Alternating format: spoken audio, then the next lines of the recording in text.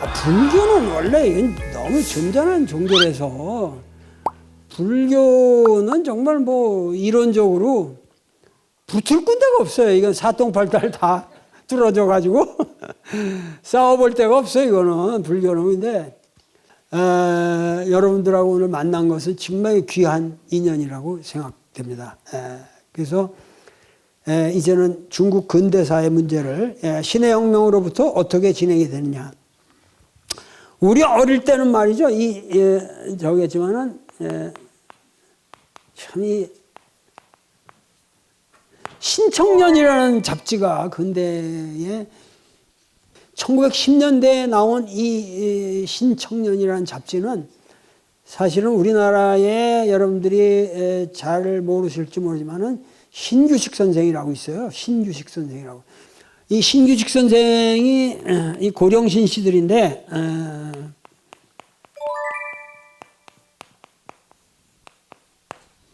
이 사람이 우리 여러분들이 좀 기억을 해야 된다. 이런 사람들은.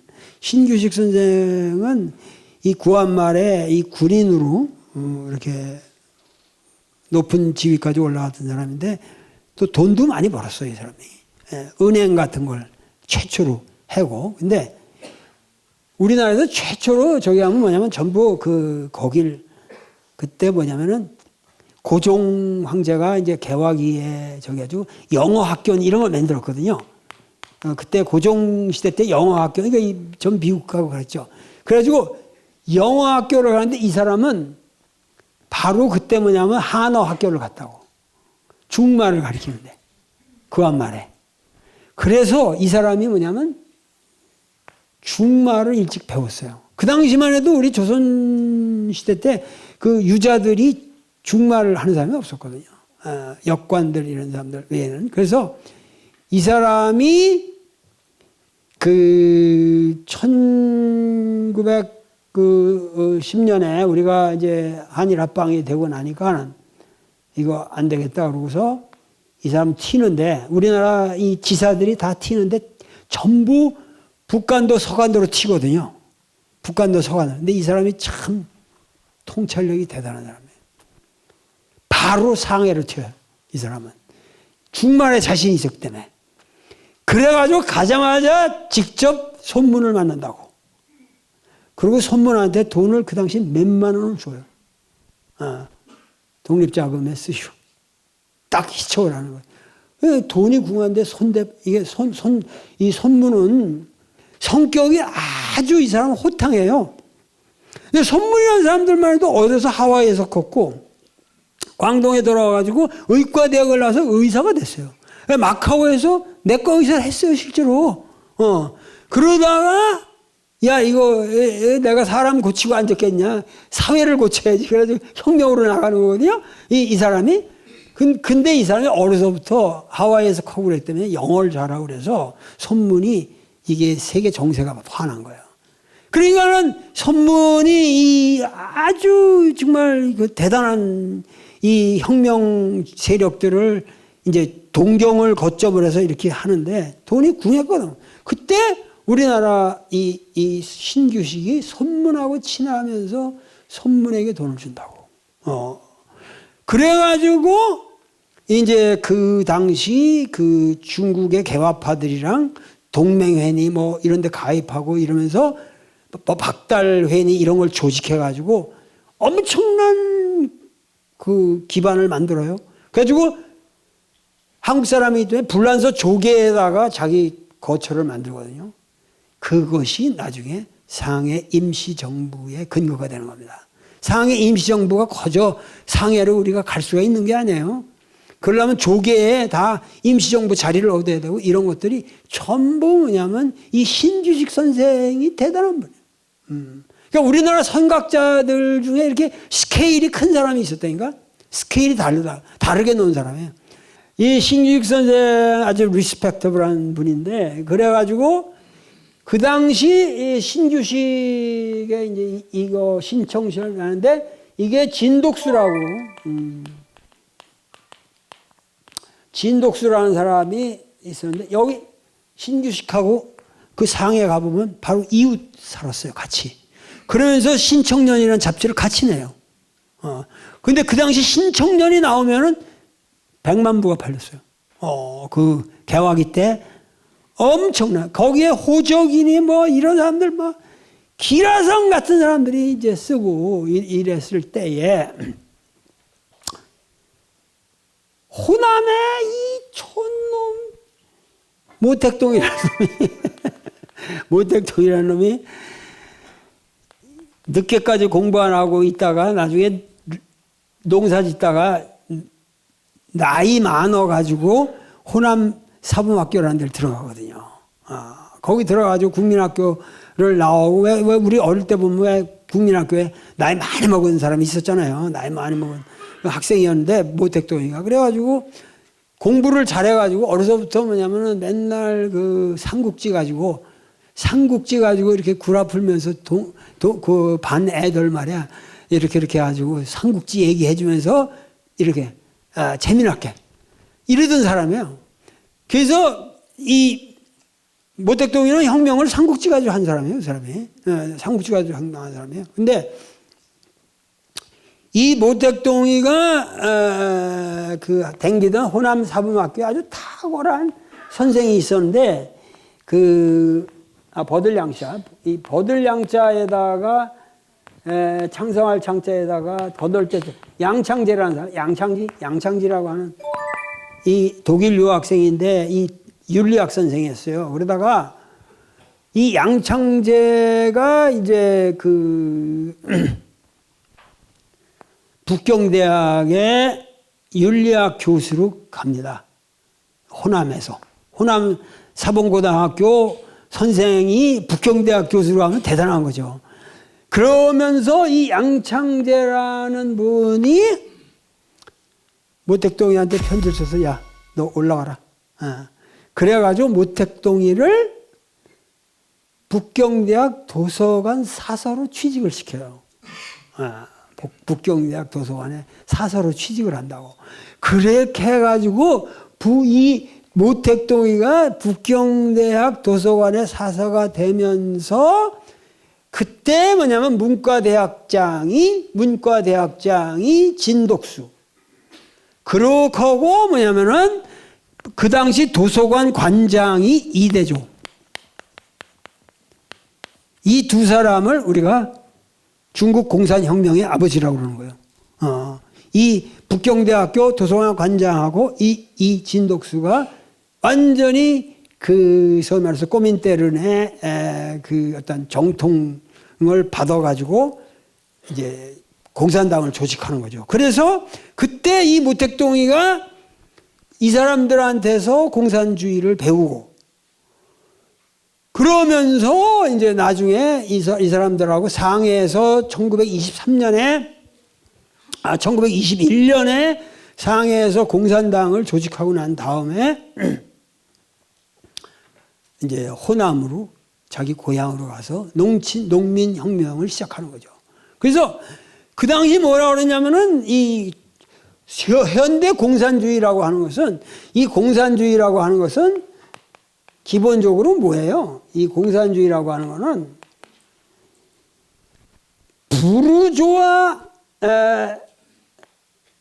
소위 말해서 부르주아에 의한 산업혁명에 이걸로 형성되는 모순이 격화되는 소위 말해서 생산력과 생산관계의 모순관계가 격화되면서 부르주아 시대가 지나고 이제 프롤레타리아가 소위 말해서 이 부르주아하고 대치 세력을 맺으면서 이 프롤레타리아가 뒤엎는 거 아니에요? 이 뒤엎는. 그러니까 이거는 뭐냐면 역사의 필연이라는 거지. 예, 이렇게 지금 가지 않을 수 없다고 그 당시에는. 그러니까 항상 뭘 하든지 간에 이 아포칼립스라고 하는 소위 말해서 이 아포칼립스라는 건 뭐냐면 에스카톨로지라는 말로도 표현하는데 종말론 사상이라는 게 있어야 파워풀하거든. 이것도 마찬가지로 이 막스도 뭐냐면 공산혁명은 필연적으로 도래하지 않을 수 없다. 이게 역사 법칙이 과거부터 노예제 사회부터 지금 봉건 사회로 거쳐 근대 사회를 거쳐가지고 지금 산업혁명 가지고 이거는 필연적으로 이렇게 가지 않을 수 없다라는 이론을 제시했고 그렇게 됐기 때문에 공산주의, 공산혁명이라는 건 어디까지나 도시 노동자들의 혁명으로 봤거든요. 공산혁명이 도래하는데 모택동이는 야, 이 공산혁명 이거 헛거다, 헛거. 그거 헛거다. 이 중국에서 언제 도시 노동자, 그 당시 도시 노동자라는 게 중국 전체 인구의 1%밖에 안 됐거든. 그거 뭐지? 90%의 이 농민 대중을 이끌어야 된다. 그래가지고 소위 말해서 이거를 빨치산 운동이라는 걸 전개하는 거죠. 이게 막강한 세력이 되는 겁니다. 왜? 이거는 도시 노동자의 스트라이키를 이기는 게 아니라 농촌에서 지주 새끼들 모가지 따면은 죽여주거든. 농민들이 와 일어나가지고 지주 죽여버리고 땅 가지고 하고 과거에 착취하는 우리 세상에 왔다. 이게 뭐 들불처럼 싱싱즈호 거의랴오에 한 동의 이 불이라도 광막한 초원을 다 태워버릴 수 있다. 성성지와 가의 요원이라는 이 모택동의 이론이 먹혀 들어가는 거예요. 그러니까 기발한 이론을 만들어야 돼요. 여러분들 혁명을 하려면. 이 불교도 뭔가 새로운 이론을 만들어가지고 앞으로, 나도 이제 앞으로 좀 불교를 위해서 내가 이론을 좀 만들어 봐야겠어. 근데 이 모택동이가 이렇게 해가지고 이제 쫙 정견하는데 그때는 아무도 이 모택동이를 믿질 않았죠. 믿질 않았는데 점점 세력이 강해지는 거죠. 호남에서부터 하니까 도시에서 다 이제 운동하던 새끼들이 장개석이가 그냥 다 깨는 거지. 장개석이가 그냥 일본 유학생이에요. 일본 유학생인데 저쪽 광동 저쪽 사람들인데 일본에 가가지고 실제로 일본에 육사는 못 들어갔고 일본에 뭐 하사관 학교 같은 정도 나와가지고 이 사람은 일본 군대의 하사관 노릇을 한 사람이에요. 진김이라고 하는 신규식의 친구를 통해서 장개석이 선문한테 소개를 받아요. 소개가 돼요. 그래가지고 만나고 난 다음에 이 장개석이가 사실 이렇게 보면 잘생겼어요. 인물이. 이렇게 젊은 날 사진 보면 모택동이는 이 잘생긴 놈이 아니거든. 근데 이 사람은 잘생겼어. 그리고 이제 굉장히 아부형이고, 그리고 굉장히 충직한 느낌을 주고, 그러니까 손문한테 딱 붙어버린 거라. 그 손문의 조직에서 가장 결정적인 게 뭐냐면은 이 황포군관학교라는 겁니다. 이게 황포가 지금 저 광동에 있었는데 황포군관학교라는 게 여러분들이 꼭 이 황포군관학교는 알아야 돼요. 우리나라의 소위 말해서 약산 김원봉이라는 밀양 사람 아시죠? 그 밀양의 약산 김원봉이가 다닌 데가 황포군관학교입니다. 그러니까 우리나라의 엄청난 독립투사들이 황포군관학교를 다니는데 이때 이것도 사실은 신규식이 돈을 주면서 한국 사람이 들어갈 TO를 만들어 놓은 거예요. 중국 근대사는 모든 인물들이 다 황포군관학교 출신들이에요. 거의. 이 황포군관학교를 교장을 누굴 시켰냐. 이게 장개석을 시킨 거예요. 장개석이라는 사람은 황포군관학교의 그 교장이라는 명의를 가지고 모든 중국의 인맥을 자기 통제하에 둡니다. 그러면서 근세에 이제 모든 매뉴버링은 거기서, 그러니까 황포군관학교를 나온 사람들이 우선 군권을 잡으니까. 왜냐면 이들이 뭐냐면 군권을 잡아야 북벌이라는가, 소위 말해서 군벌을 갖다, 그 당시에 이제 민국 초기는 전부 군벌 시대거든요. 군벌들이 싸울 때거든요. 그때 전부 하는데 그 훌륭한 인재들이 전부 장개석 휘하에 있었던 사람이죠. 그래서 장개석이가 결국은 손문이 돌아가시고 난 다음에 대권을 잡는 겁니다. 대권을 잡는 거예요. 여러분들 그거 아시잖아요? 삼자매, 세자매. 송미령이가 장개석의 부인이 되고 손문의 부인이 송경령. 그리고 그 위에 송애령이라고 있어요.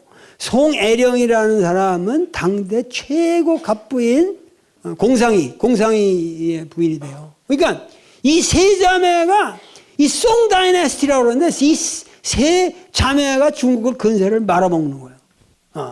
그리고 그뿐만이 아니에요. 그 아들이 뭐냐면은 송자문이라고 송쯔원 중국의 모든 이 금권을 다 장악하는 거죠.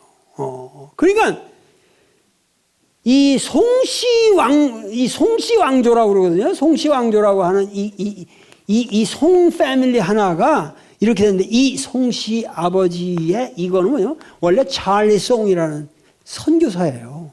근데 이 사람은 어떻게 하면 광동 사람인데 이게 어떻게 되냐면은 여러분들 객가라는 말 들어봤어요? 객가. 에? 중국에 가면 여러분들 이걸 알아야 돼. 객가, 커자라는 객가라는 게 이게 이렇게 둥그런 이런 왜 아파트 같은 거 집 이렇게 이상한데 저기 있잖아요. 그 저 복권부터 쫙 있는데 이 객가인이라는 게 이게 무서운 거다. 중국에.